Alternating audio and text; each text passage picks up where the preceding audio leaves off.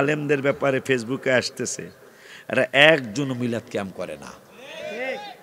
আল্লাহর কি দয়া, আমরা মিলাদ ক্যাম্প পাঠি, আমাদের কোনো রেকর্ডে ফেসবুকে আসে না। এটা কেন? ওই মিলাদ শরীফের বরকতে। কেমন বরকত? আল্লাহ রসুল বলেছেন, ইন্নাল্লাহা ফাতাহা আলাইকা আবওয়াবার রহমা। আমি রসুলের মিলাদুন্নবী করার কারণে আবু আমের আনসারি মিলাদ শরীফ পড়তেছে, ছেলে মেয়ে নিয়ে, আত্মীয় স্বজন নিয়ে। নবীজি বললেন, আমার মিলাদ পড়ার কারণে জানো, ফাকাল নবী সাল্লাল্লাহু আলাইহি ওয়াসাল্লাম, আজকে পৃথিবীতে মুসলমান এত নির্যাতিত, নিষ্পেষিত, অবহেলিত, লাঞ্ছিত কেন? মিলাদ না পড়ার কারণে। কারণ নবীজি সাল্লাল্লাহু আলাইহি ওয়াসাল্লাম বলেছেন, কি বলেছেন? যে ইন্নাল্লাহা ফাতাহা আলাইকা আবওয়াবা। পুরো হাদিসটাই বলি। ওয়ান আবি, এই হাদিসটা বলে আমরা ইনশাআল্লাহ মাহফিল ইতি টানার চেষ্টা করব।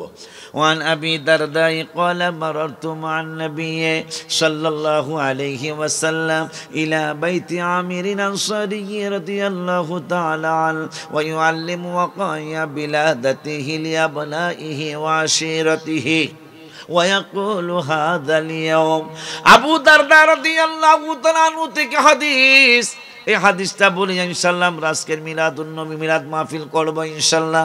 তোমরা তাবারক নিয়ে আসো বাবারা, সবার জন্য তাবারকের দাওয়াত, সবার জন্য তাবারক, সবার জন্য তাবারকের দাওয়াত। আব্বা জান্নারে, বাবা জান্নারে আওয়াজ। আবু দারদা বলতেছেন, নূরের নবী, হায়াতুন নবী, জিন্দা নবী আবু আমের আনসারী রাদিয়াল্লাহু তাআলা আনহুর বাড়ির দিকে রওনা করলেন। ইলা বাইতি আমিরিল আনসারী রাদিয়াল্লাহু তাআলা।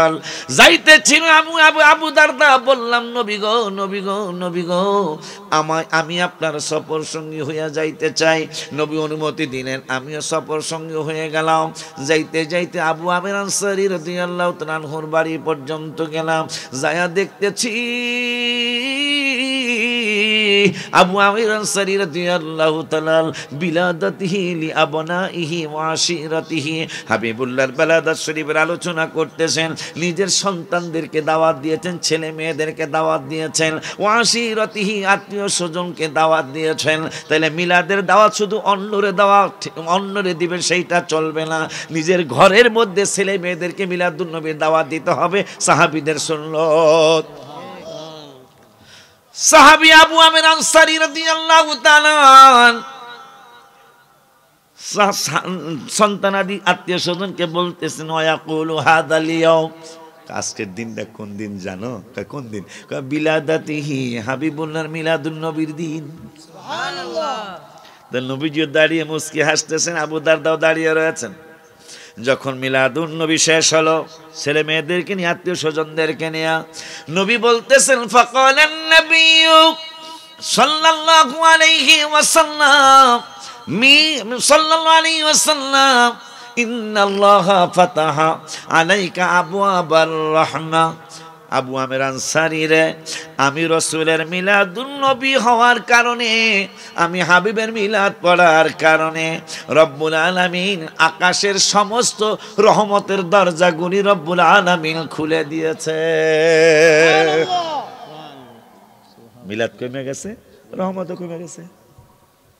নবীজি বলছেন, আমার মিলাদ করার কারণে আকাশের সমস্ত রহমতের দরজাগুলি আল্লাহ খুলে দিয়েছেন। আমরা যখন ছোট, ওয়াহাবি সুন্নি মানুষ বুঝতো না, কিন্তু প্রত্যেক ঘরে মিলাদ হইতো। আমার স্পষ্ট মনে আছে, ওই সময় এত রাহাজানি, এত ধর্ষণ, এত খুন আমাদের ওই সময় ছিল না। কেন? ওই যে মিলাদুন নবী হইতো। আর নবীজি বলেছেন, মিলাদুন নবী করলে আকাশের রহমতের দরজা আল্লাহ খুলে দেয়। তো সেই রহমত বন্ধ, এই জন্য এত কিছু হইতেছে বর্তমানে, এই জন্য এত কিছু হইতেছে। এরপরে নবীজি বললেন, আল মালাইকাতু ইস্তাগফিরুনা লাকুম, শুধু রহমত দিয়েছেন আল্লাহ তাই না, আকাশের সমস্ত রহমতের ফেরেশতারা তোমরা মিলাদ পড়ার কারণে তোমাদের জন্য আল্লাহর দরবারে ক্ষমা চাইতেছে। এই জন্য আকুল আবেদনের সুরে বলে যাই, যুবকরা যখন মাহফিলটা করবে, ওদের দিকে একটু খেয়াল রাখবেন। সুন্নি মাহফিল যত চলবে, ততই আমাদের সুন্নি জামাতের তারাক্কি বাড়বে। সুন্নি জামাতের মাহফিল আমাদের অন্যতম একটা উন্নয়নের মাধ্যম। অনেক দরবারের আলেম মুরিদেরা আমল করতে চায় না, কিন্তু মিলাদুন নবীটার উসিলায় বুঝতে, মিলা কেন মানুষ ওয়াহাবি সুন্নি চিনার জন্য মিলাদ হইল যথেষ্ট। কথা বলেন, কোনোদিন এদেরকে আপনি অনেক টাকা দিয়েও মিলাদ পড়াইতে পারবেন না। কথা কন না কি লিগা? এই যে বড় চীনার বড় একটা মাধ্যম। এই জন্য অনুরোধের সরে বলে যাই, যেহেতু মিলাদুন্নবীর মাহফিল কবরবাসীদের স্মরণে ওরা আজকে 3 বছর যাবৎ করলো, আগামী বছর আল্লাহ বাসারে 4 বছর হবে ইনশাল্লাহ। এই মাহফিলটা যেন কায়েম দায়েম থাকে, সেই দিকে আমরা সকলেই নজর দেব। 5 ওয়াক্ত নামাজ পড়বো ইনশাল্লাহ। 5 ওয়াক্ত নামাজ পড়লে আমাদের এই মাহফিল করা শোনা সার্থক হবে। পরের হক নষ্ট করা যাবে না। সুদ ঘুষ খাওয়া দাওয়া হারাম, এটা খাবেন না, দিবেন না। মিথ্যা কথা ছেড়ে দিবেন। আল্লাহ যতদিন হায়াত রাখে এই নারায়ে তাকবীর আল্লাহু আকবার, নারায়ে রিসালাত ইয়া রাসূলুল্লাহ সাল্লাল্লাহু আলাইহি ওয়াসাল্লাম, এই স্লোগান যেই পোস্টারে থাকবে, মাহফিলে যদি ছোট একজন বক্তাও আসে ওই মাহফিলটায় যাবেন, ইমানে আঘাত আসবে না ইনশাল্লাহ। অনেক বড় হুজুর আইতেছে কিন্তু ইয়া রাসূলুল্লাহর স্লোগানটা নাই। সেখানে গেলে 1-1.5 ঘন্টা আপনি ভালো কথা শুনবেন, লাস্টের 10-15 মিনিট এমন 2টা কথা বলবে, আপনার ওয়াজ শেষ, ইমান শেষ, আমল শেষ। এই জন্য অনুরোধের সুরে বলে যাই, এই কথাগুলি মাথায় রাখতে হবে, মনে রাখতে হবে। এই আবদার করে আসুন একটু নবীকে দাঁড়ায় সালাম দেইয়া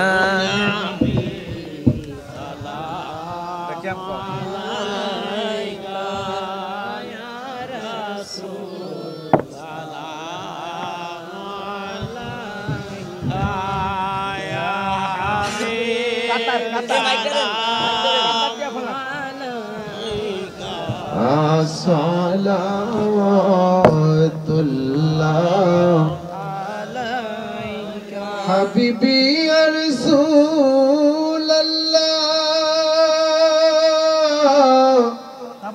ওয়া ইয়া হাবিবাল্লাহ। একবার দিদার দেখাও নূর নবীজি, তোমায় পরাণ ভরে আমি দেখব।